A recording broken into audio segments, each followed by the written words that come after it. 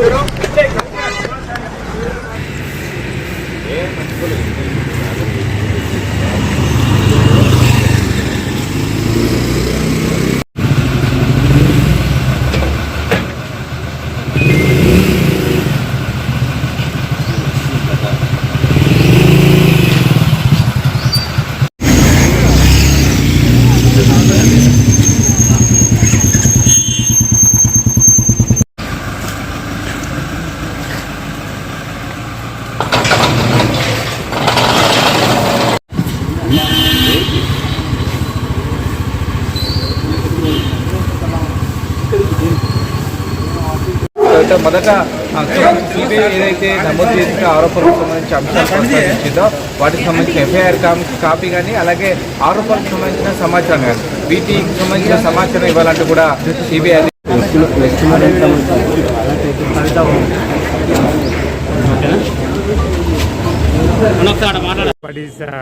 कविता के ऊपर जिस तरह आरोप लगाए कहाँ तक से?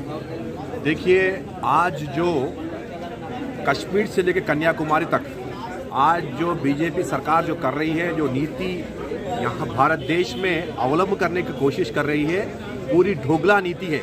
क्योंकि आज जो महाराष्ट्र में, जो कर्नाटक में, जो दूसरे स्टेटों में जो हालात करने की कोशिश की है, आज वही तेलंगाना में यहाँ के सरकार को बीआरएस या केसीआर साहब की सरकार को बीआरएस पार्टी को डराने की जो कोशिश कर रही है, यहाँ कुछ भी फर्क नहीं गिरने वाला है। क्योंकि आज जो केसीआर साहब हो या कविता मैडम जी हो या बीआरएस का कोई भी सभी हो, हर कोई लीडर जो है तहरीक तेलंगाना में आंध्रा हुकूमतों से जबकि है सो जब केंद्र सरकार से, जब कांग्रेस में है जो केंद्र सरकार से लड़कर तेलंगाना को हासिल करके लाए, जब भी केसेस लगाने की कोई केसेस लगाए, जब भी डराने की कोशिश करे, जब भी जो है बहुत हरासमेंट करने की कोशिश करे सियासती सतह पर, मगर कुछ भी एक पीछे कदम नहीं लिए, तेलंगाना को हासिल किया। आज जो पूरे हिंदुस्तान में नरेंद्र मोदी और बीजेपी सरकार डरकर आज टीआरएस जैसा पूरे तेलंगाना में पूरी हर एक दिलों में छा गई है।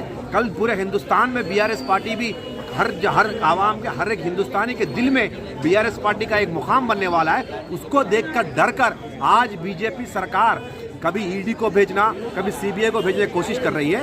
इसी तरह से आज सीबीआई को यहाँ पर कविता मैडम के पास देखे, आज एक बार सोचना चाहिए। मैं पूछ रहा हूँ यहाँ से, आज दिल्ली में बैठी बीजेपी सरकार के अग्र नेताओं को मैं पूछना चाहूँगा, आप लोग जो यहाँ कविता मैडम जी के पास जो आरोपण लगाकर सीबीआई को भेजे हैं, आप उनके कैरेक्टर के बारे में क्या मालूम है?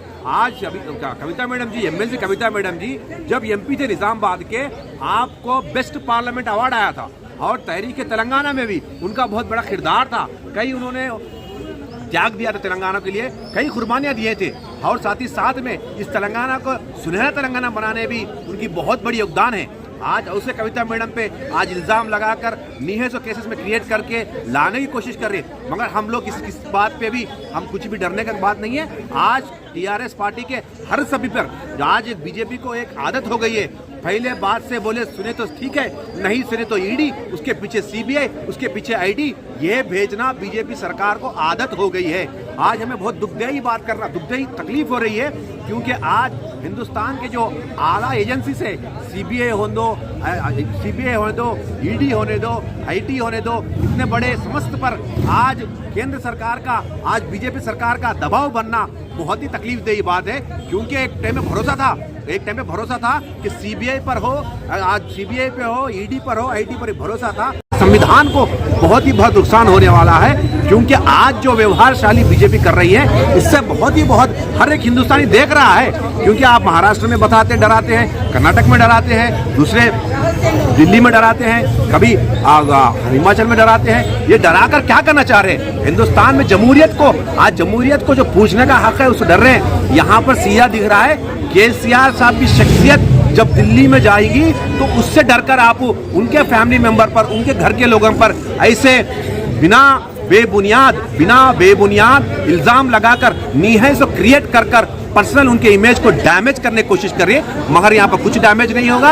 आज तेलंगाना की आवाम कविता मैडम के साथ ठहरी हुई है। आज तेलंगाना की आवाम केसीआर साहब हुकूमत साहब के साथ में, साथ ही साथ में यही बीआरएस पार्टी आने वाले दिनों पर दिल्ली ही नहीं पूरे हिंदुस्तान में, हिंदुस्तान की आवाम में अपना एक जगह मुकाम पैदा करेंगी। आज बीआरएस को देखकर बीजेपी डर रही है। आज बीआरएस को देखकर बीजेपी के नेता डर रहे हैं, क्योंकि आज ईडी हो या सीबीआई हो, आज राष्ट्र में एक आरोपण, कोई राष्ट्र पे आरोपण लगता है तो पहले वो समस्त बात करना चाहिए।